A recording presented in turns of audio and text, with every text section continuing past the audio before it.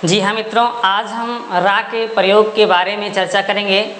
Video के thumbnail में आपने देखा होगा कि रा का प्रयोग कितने प्रकार से होता है। तो हम देखेंगे कि रा का प्रयोग शब्दों में कितने प्रकार से हो सकता है। हम जिस रा को देखते हैं उसमें से कौन सा आधा रा है, कौन सा पूरा रा है, किससे रेफ कहते हैं और किसे कौन सा दिखने में आधा लगता है लेकिन पूरा रा होता है। इन सब रहस्यों को आज हम जानेंगे और देखेंगे आज हम रा का प्रयोग। तो आइए देखते हैं रा का प्रयोग कितने प्रकार से होता है। आइए सबसे पहले हम लोग नज़र डालते हैं कुछ शब्दों पर।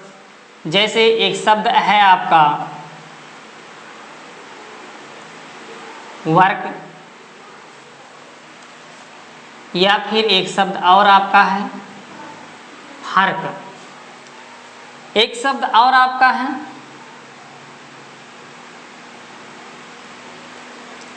राष्ट्र। एक शब्द और आपका है पवित्र। पवित्र।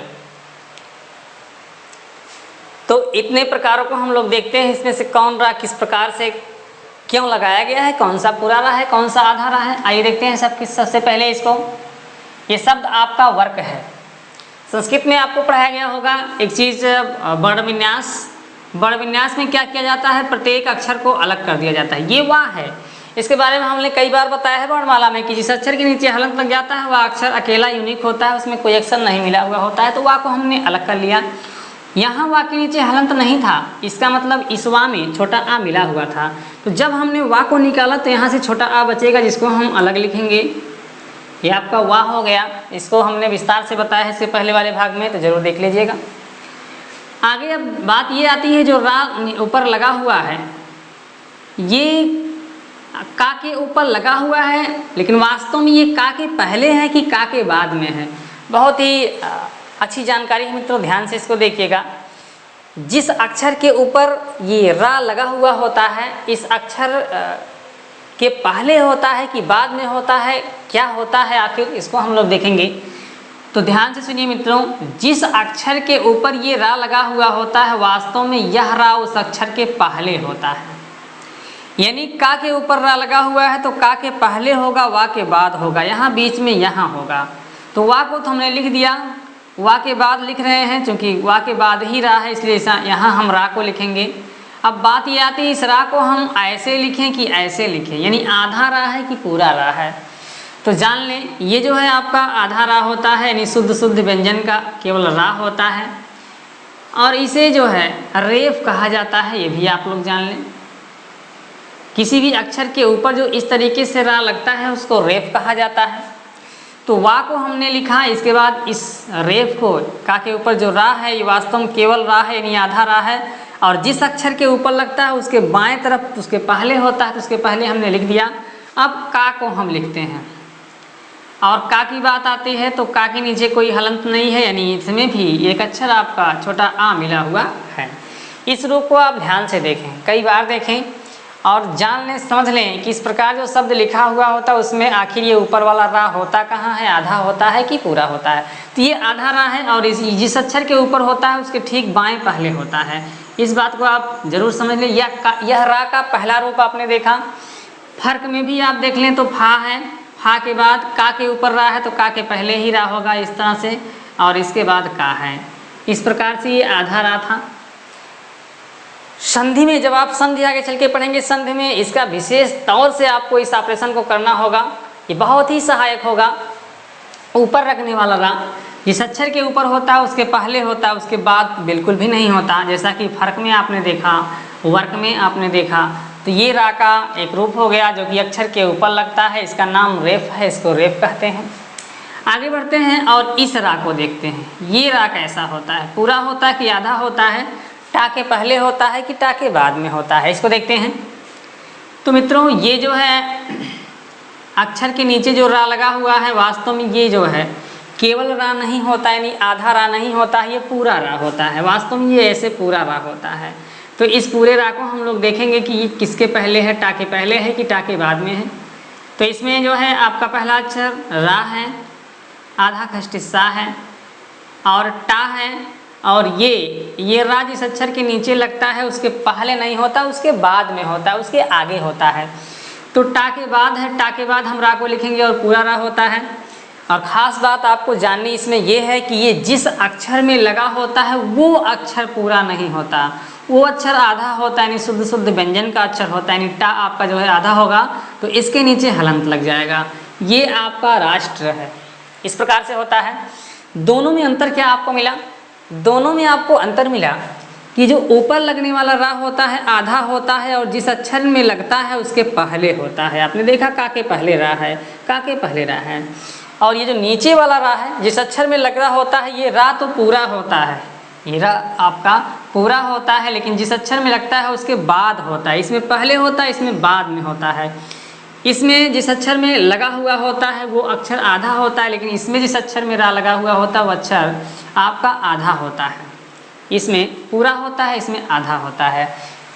ऊपर जो रा लगता है उसके नीचे वाला अक्षर पूरा होता है, नीचे जो रा लगता है जिस अक्षर में लटकता है वो अक्षर आपका आधा होता है। इसको संभवतः आपने समझ लिया होगा। तो ये नीचे वाला रा है, इसका कोई विशेष नाम नहीं होता, वास्तव में ये रा होता है, शुद्ध शुद्ध पूरा रा होता है।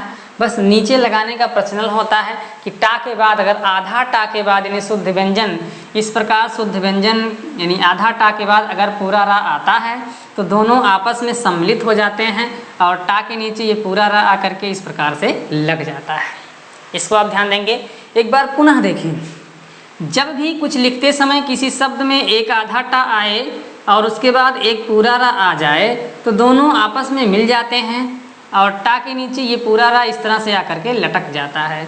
तो ये जो है इस दोनों को ध्यान से देखिए, ये भी सही है, ये भी उसी का रूप है। इसको हमने अलग अलग लिख दिया है, इसको एक में लिखा है। टा जो होता है वास्तव में आधा होता है और नीचे जो रा लगता है पूरा होता है और उसके आगे होता है। बस इतना आपको समझना है। ये रा का दूसरा रूप था। आइए आगे बढ़ते हैं और बात करते हैं इस रा की, ये जो ता के पेट के अंदर बना हुआ है, इस रा की बात करते हैं। ये कैसा रा होता है? तो मित्रों ये जो रा है ये कोई दूसरा रा नहीं बल्कि यही रा है। ये दोनों एक ही रा है, दोनों में कोई भी अंतर नहीं है। तो आप कह रहे होंगे इसका रूप ऐसा क्यों है, ये इस तरह से इसका क्यों ढांचा बना है और इसका क्यों एक पाई केवल बना दी जाती है?